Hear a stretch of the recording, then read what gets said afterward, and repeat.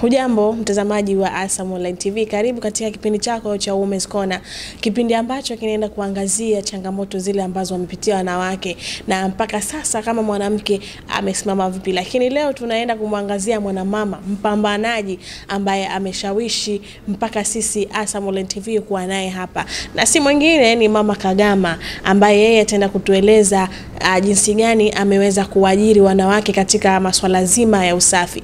Mwenyewe anasema ni mwezi mmoja tu ambao wameajiri wanawake hao, lakini tutaenda kumsikia huo mwezi mmoja amepata mafanikio gani, na katika uchapaji wa kazi na katika kuifanya Zanzibar kuwa nadhifu, tunasema hivyo, na kuifanya Zanzibar kuwa mji, tunasema mji wa kipekee.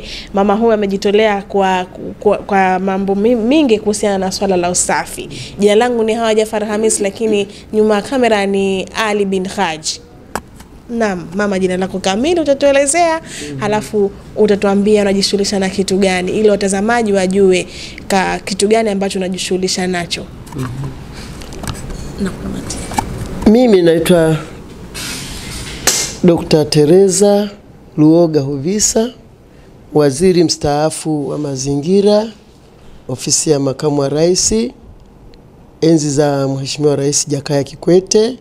Na wakati huo nikiwa ofisini pale waziri, nilikuwa niko na Mama Samia, yeye akiwa waziri wa muungano. Kwa hiyo tumefanya kazi pamoja chini ya Dr. Bilali, makamu wa rais. Kwa hiyo mimi baada ya kumaliza muda wangu mpaka 2015, kwa hiyo mimi sikurudi tena kwenye mambo ya ubunge na uwaziri, mimi nikaamua kujitegemea. Lakini kabla yake pia, wakati niko waziri, nilichaguliwa na mawaziri wote Afrika kuwa rais wa mazingira wa Afrika. Kwa hiyo nilikuwa natetea mazingira ya Afrika kwa ujumla yake, na wakati ule nilifanya kazi na Mheshimiwa Fatma Fereji akiwa waziri wa mazingira hapa Zanzibar. Kwa hiyo nimefanya kazi na Zanzibar kwa karibu sana wakati ule nikiwa waziri, lakini hususan wakati niko rais wa mazingira wa Afrika, mara nyingi nilikuwa natembea na Fatma Fereji. Mheshimiwa sijui yuko wapi sasa hivi, lakini tulienda kwenye mikutano ya UN mingi sana na Mheshimiwa Fatma Fereji. Okay, umetueleza kwamba mambo mengi kwa waziri wa usafi. Kwa nini mama umejikita katika swala zima la usafi na kuwainua wanawake? Kwa ujumla dunia iliumbwa na Mwenyezi Mungu ikiwa katika hali ya usafi. Na maisha yote ya mwanadamu ni lazima uanze na usafi. Usipokuwa msafi unapata matatizo mengi sana, maradhi yanakuwa mengi sana. Kwa hiyo swala la usafi ni amri ya Mwenyezi Mungu, sio swala tu kwamba imekuwa hivyo. Hata ukiangalia kitabu cha Mwanzo cha Mwenyezi Mungu alivyoumba dunia, aliumba ikiwa katika hali ya usafi. Hata wale wazazi wetu wa mwanzo kabisa, Adam na Hawa, walipewa bustani ile ambayo ilikuwa imependeza sana ya Aden. Lakini kutokuwa uaminifu na dhambi ndio yakazaliwa mambo yote haya ya maasi na uchafu na nini. Lakini tukitaka kuishi vizuri lazima tuzingatie swala la usafi. Kwa kweli. Kwa upande wa swala la usafi, labda umejikita zaidi kwa upande gani? Swala la usafi ni pana. Na mimi kwa sababu nishakuwa waziri wa mazingira na nishakuwa rais wa mazingira Afrika, unapozungumzia usafi unazungumzia vitu vingi sana. Kuna usafi wa mtu binafsi, usafi wa majumbani, usafi wa ofisini, usafi wa hotelini, usafi wa anga. Sasa hivi tunashuhudia jinsi ambavyo joto linakuwa kali sana kutokana na uchafu. Tumechafua sana anga. Sasa hivi tunazungumzia mambo ya climate change, ni kwa sababu tumechafua sana. Kwa hiyo uchafu na usafi ni nyanja moja pana sana, ina mambo mengi sana. Na unapoharibu unaiharibu dunia, na sasa hivi tumeshaanza kuona mapigo yake. Tunaona mvua hakuna, tunaona maplastic kila mahala, tunaona magonjwa ya COVID, tunaona magonjwa mengi ya kansa. Ni magonjwa mengi yamesababishwa na uchafu. Kwa hiyo ni lazima tujirudi, tujitahidi, tusafishe ili nchi hasa hii ya kisiwa ambacho sasa hivi nipo kiwe kizuri. Na tunaona watalii wanapenda sana kuja huku. Sasa tukiendeleza huu usafi, wewe unafikiri watalii watakuja?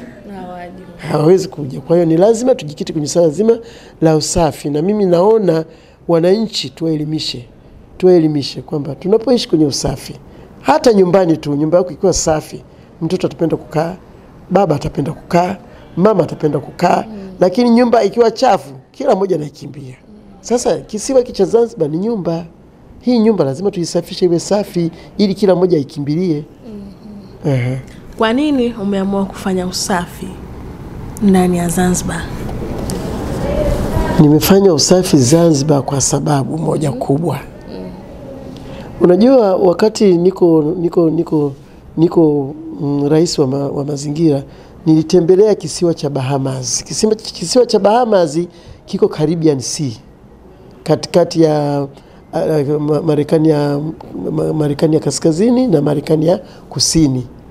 Kile kisiwa kimetengenezwa ni kizuri sana na kinaleta watalii. Yani unajua wazungu wanapenda sana kusafiri. Kwa hiyo kile kisiwa ni very expensive. Huwezi kwenda tu kusafiri ukaenda pale. Ni watu wenye pesa sana wanaenda kupumzika pale kwenye kile kisiwa. Sasa uchumi wa Rais Hussein Mwinyi huu wa blue unahitaji usafi. Kwa nini kisiwa tusikibadilishe kikawa Bahamas ya Afrika, Bahamas ya Tanzania? Na tayari wazungu katika hali ya uchafu wameshafika. Je, tukitengeneza watakuja wengi na uchumi wa blue kweli utainuka, utakuwa blue. Kwa sababu hii bahari ndio inayoleta wazungu, bichi ndio zinaleta wazungu, na wazungu wanataka kupumzika, wana pesa zao. Sasa kwa nini tusifanye kikawa kisafi, tukapanda maua, tukakineemesha, tukakiremba kikawa kizuri ili wazungu wamiminike na uchumi wa blue tuseme naam umefika mahali pake. Okay. Mama, hapa kuna watazamaji wanataka kujua kwamba huu usafi ulianza ndani ya mwaka au kuna miezi maalum ambao umejiwekea na mpaka sasa hivi hiyo miezi imekwisha ama bado unaendelea na miezi hiyo? Maana tulisikia tetesi kwamba kwanza una mwezi mmoja wa wafanyakazi wako wanawake, lakini swala la usafi kwa wanawake ni wachapakazi. Hebu tufafanulie ama mwambie mtazamaji kuhusiana na swala hili. Kwa kweli mimi nimefanya hata mwezi sijafikisha. Ni kama wiki 3 sasa hivi. Hii wiki hii ndio tunaanza wiki ya 4. Na nilipokuja kumwona meya kuhusu swala la usafi, meya akanikubalia, akasema kweli lakini inabidi ujitolee. Kwa hiyo mimi hapa nina kipindi cha kujitolea. Lakini nikamwambia siwezi kuleta wafanyakazi kutoka bara kwa sababu nitawalisha nini? Nitawafanyaje? Kwa hiyo akasema basi wafanyakazi utawachukua hapa Zanzibar. Kwa hiyo meya akanifanyia utaratibu, nikapata wafanyakazi, na wale akina mama kwa kweli ni wachapakazi kwa sababu tunaingia kila siku saa 4 usiku, tunatoka saa 9 usiku. Kwa sababu mimi nilienda Ulaya, swala la usafi watu wanafanya usiku wakati magari hayapo barabarani. Ndipo mtu unaweza kufagia. Fagia yetu sisi, mtu anafagia, anazoa takataka, anaweka pembeni mwa barabara. Anazoa takataka, anaweka pembeni mwa barabara. Lakini zile takataka zote mwisho wa siku zinarudi barabarani au kwenye mifereji. Sasa ule sio usafi, ule ni uchafu. Ni kwamba unachukua tu uchafu huo unarundika hapa kesho. Kwa hiyo ndio hivyo, lakini usafi ninaotaka mimi ni kuzoa takataka zote pembeni mwa barabara, kwenye katikati ya barabara. Tunapiga deki zile barabara, majumbani kwetu tuna deki, tunapiga deki.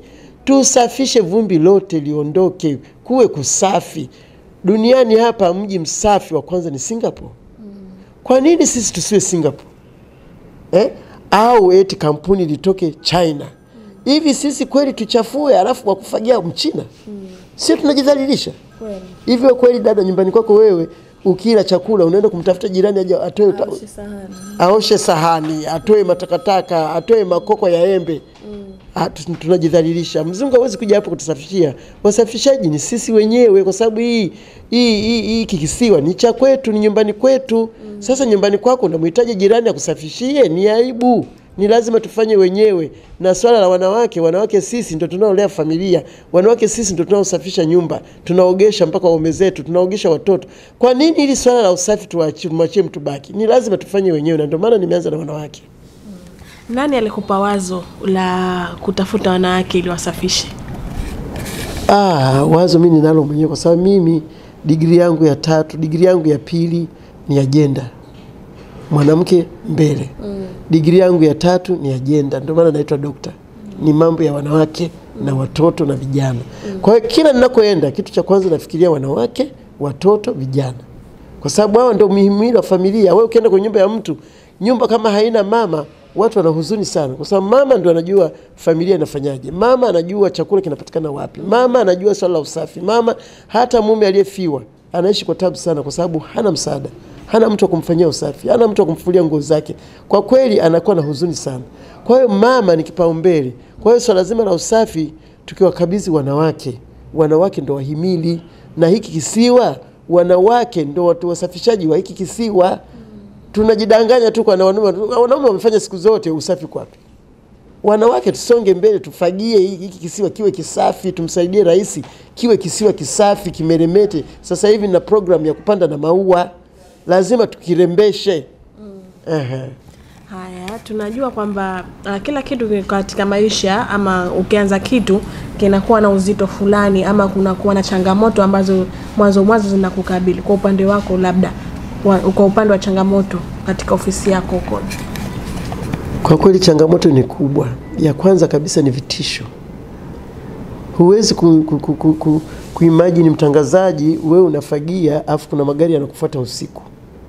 Kwa sababu watu wanapokufuata usiku, uelewa wamebeba bunduki, wanawatishia wasichana wale wanaofanya kazi kwamba nani amewaambia mfagie. Mimi sielewi watu wanataka nini. Kwa kweli hapa nasema kwa huzuni kubwa sana, wale wanaotutishia usiku ninaomba sana waache, kwa sababu sisi tumekuja kwa nia njema kusafisha. Sasa mtu anapokuja na vitisho, anazunguka na magari usiku, anatufuatilia, sisi hatuelewi. Kwa sababu kama ana shida, tulishamwambia mstahiki meya, kama ana shida umfuate meya. Kwa sababu mimi sikuja hapa kuharibu rasilimali ya mtu, sikuja hapa labda nataka kuharibu mfumo wa mtu wa maisha, hapana. Mimi nimekuja kufagia tu, na mpaka sasa hivi ninajitolea, wala silipwi chochote, na wala sitaki kuharibu tenda ya mtu, hapana. Mimi nimekuja kuweka swala zima la usafi na ninajitolea. Na hata wanawake nimetoa hela yangu ya mfukoni ya kampuni yetu ya Dar es Salaam, ninawalipa wanawake. Unalipi la mwisho la kuambia wanawake, ama unalipi la mwisho la kuongezea kuambia kuwasajihisha watazamaji ili wajiunge na hiyo kampuni yako, hasa kwa upande wa wanawake? Mimi ninataka kuwatia moyo akina mama. Unajua hakuna kitu rahisi duniani. Kila kitu ni kigumu. Huwezi kupata kitu kizuri kiurahisi tu. Ni lazima ustruggle. You have to be very strong and firm. Ukiamua kufanya kitu chako, kinganganie. Usisikilize la mtu wala kitisho cha mtu, kwa sababu yule anayekutisha ni mtu wa Mungu vile vile. Unaona, sisi wote ni waja wake Mwenyezi Mungu. Sasa wewe unaponitisha mimi, hii nchi kila mmoja ameikuta hii. Hakuna ambaye amekuja nayo hii na hati miliki ya Zanzibar, hakuna. Wote tunakuja, walianza kina mzee Mariam Karume, wameondoka, wamekuja wengine hivyo. Sasa mtu kimtisha mtu eti asifanye shughuli, huyo anayenitisha mimi kwanza namuonea huruma sana, kwa sababu hajui kesho yake na Mwenyezi Mungu mapatano yake hayajui. Lakini mimi niko imara, sitishiki, na waita wanawake wenzangu waje mbele, tusonge mbele, tumsaidie Mheshimiwa Rais kuweka hiki kisiwa katika hali ya uchumi wa blue. Asante. Lakini mama, hapo nimesahau kuna kitu ambacho natamani kukuuliza. Kwa upande wa usalama kwa hawa wanawake, mwanzo umetuambia kwamba vitisho vinakuwa vingi. Kwa upande wa hatua ambazo umezichukua juu ya usalama wao? Mimi kwanza ninashukuru kwamba Mwenyezi Mungu kila kitu anakiweka vizuri, kwa sababu mimi sikujua kama nyinyi hata mtakuja kunitafuta. Unaona? Sasa hii peke yake mimi naona ni sensitization. Wale wanaonitisha sasa leo wako wazi. Na mimi sio kwamba siwafahamu, ninawafahamu na ni waheshimiwa wakubwa, na magari yao nimewapiga picha ninayo. Kwa hiyo mimi hii ninawapa tu kwamba sio kwamba nisiwafahamu, ninawafahamu. Sasa ninaomba tu waache kabla sijachukua hatua. Mimi sio kwamba siwezi kuchukua hatua. Ninaweza kwenda polisi, lakini kwa nini tufikishane kokote? Mimi nashukuru hii sensitization ya leo nadhani wataacha. Kwa sababu kwa mstahiki meya nishamwambia. Mstahiki meya naye atachukua hatua zake, lakini kama ni waungwana waache, wao tujiunge, waje tujiunge tusafishe pamoja. Kwa sababu mimi nahitaji nguvu kazi ya kusafisha. Waje wajiunge. Kwa sababu vitisho, mimi nishakuwa waziri, nimekuwa rais, nimetishwa sana. Kwa hiyo vitisho kwangu havisaidii. Havinishtui. Ndo kwanza nimeenda kuchukua kofia, sasa ndo nafunga, ndo naanza sasa kazi rasmi. Okay, mtazamaji wa Asam Online TV, nadhani umepata kumsikia mwanamama ambaye amejinata sana kuhusiana na swala zima la mazingira. Nimekuambia kwamba Women's Corner kinaenda kufafanulia yale yote ambayo wanapitia wanawake na changamoto zao. Lakini mwanamama huyu ameweza kusema kwamba anataka kuwanyanyua wanawake juu ya swala zima la kujikomboa katika umaskini ambao umekisiri ndani ya kisiwa chetu cha Zanzibar. Jina langu ni Hawa Jafar Hamis, lakini nyuma kamera ni Albin Haji. Lakini nikwambie tu usisahau kusubscribe, kucomment na kushare ili wa kwanza kupata video zetu, na pia mwanafamilia mpya wa Asam Online TV unakaribishwa vyema. Hadi wakati mwingine, nikwambie tu kwa heri.